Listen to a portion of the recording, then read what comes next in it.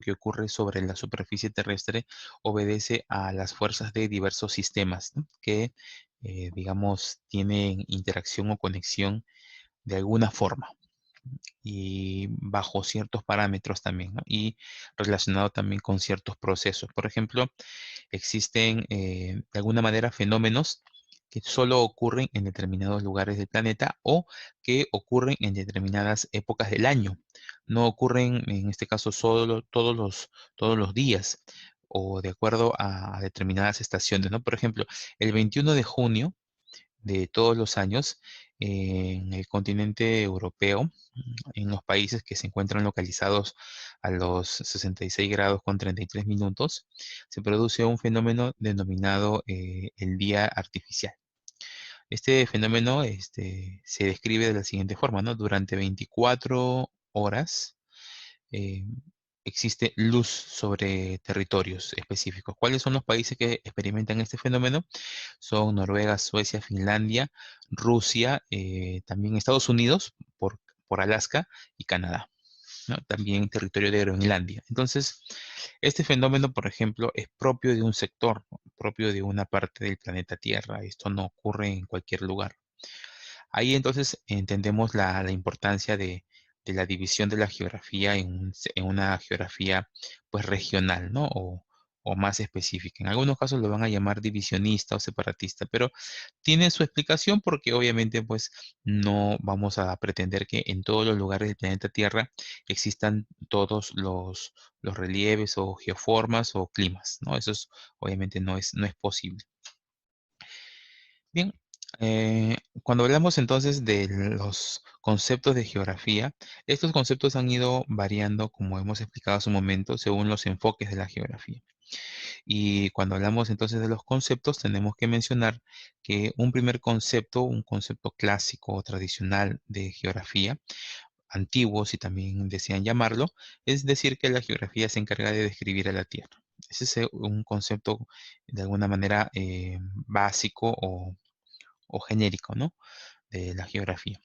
Pero posterior a ello, cuando ya el hombre pues empieza a tener una actividad mucho más frecuente sobre los espacios territoriales, entonces vamos a tener ahora que eh, la geografía se va a encargar de estudiar la relación o la interacción que existe entre la Tierra y el hombre, es decir, cómo el hombre se comporta en los espacios donde habita, ¿no?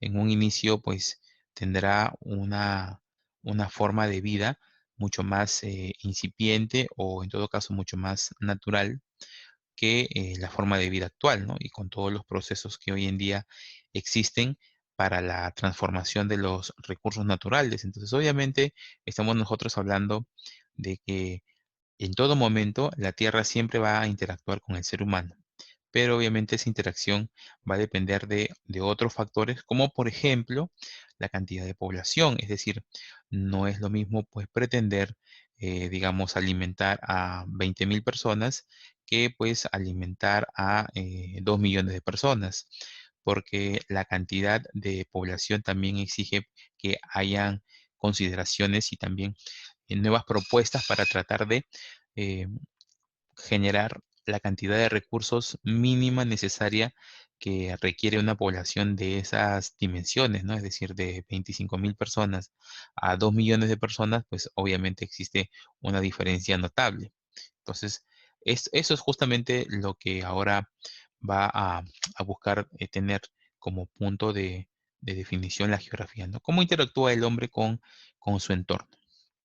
Luego tenemos ya con el paso de los años, como lo mencionamos en su momento con el enfoque reduccionista o mecanicista, mencionamos que ahora pues se propone la existencia de una geografía regional, es decir, que se encarga del estudio de regiones o áreas menores, áreas con características más específicas en su territorio, ¿no? Como hemos hablado de su relieve, su clima, su flora, su fauna y hasta sus propios fenómenos. Un claro ejemplo de ello es el caso, por ejemplo, en nuestro país de, digamos, una dinámica del viento, que en nuestro país se conoce como el viento Paracas, ¿no? Que es un tipo de viento que solo ocurre en la región Ica. Entonces este viento, pues como nosotros podemos entender, no ocurre en cualquier parte del Perú, sino que ocurre en un territorio en particular. Entonces por ese motivo que por tipos de dinámicas como la que acabo de explicar, se propone la existencia pues, de una geografía o una definición y enfoque regional. Por último, tenemos la geografía espacial, que se encarga principalmente de estudiar la organización del espacio o territorio donde obviamente habita el ser humano. Cuando hablamos nosotros de estos espacios donde habita el ser humano, estamos definitivamente hablando que no en todos los países se ha organizado el territorio de la misma forma. Por ejemplo, si alguno de ustedes observa un mapa político, es decir, el mapa de Estados Unidos, de países también como por ejemplo Australia, pero principalmente Estados Unidos, se va a dar cuenta que, por ejemplo, sus territorios, es decir, su espacio territorial, eh, está dividido en estados, ¿no? Y estos estados, por ejemplo, si ustedes observan el mapa, en un gran porcentaje, estos estados están divididos por líneas rectas, tanto horizontales como verticales. Entonces, en alguna forma, pues, parecen divisiones perfectas, ¿no? Es decir, son, digamos, estados que tienen un límite muy marcado. Pero, por ejemplo, ¿por qué ellos se han o tienen ese tipo de división territorial, ¿no? Si uno observa el mapa, vuelvo a repetir, verá que en el territorio de Estados Unidos existen estados que tienen líneas horizontales y verticales para dividir el territorio. Entonces la pregunta es, ¿por qué ocurre eso?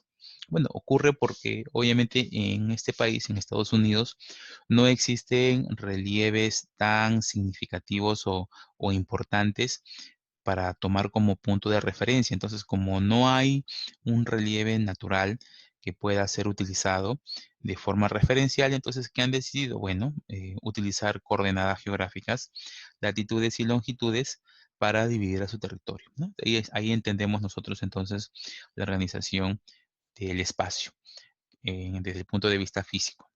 Desde el punto de vista político también, ¿no? Por ejemplo, existen países como Estados Unidos, como Brasil, que están divididos en estados, mientras que, por ejemplo, el Perú está dividido en regiones políticas. No existen países como Argentina que están divididos en provincias, es decir, después de el concepto país viene la división territorial en provincias, en estados, en regiones políticas como nosotros. Y obviamente eso depende mucho pues de la naturaleza o características del país propiamente, ¿sí?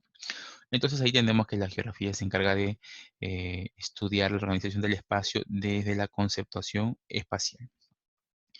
Bien, jóvenes, entonces hasta aquí estamos llegando con esta primera parte del tema. Vamos a continuar con un segundo video, así que les agradezco su gentil atención. Volvemos.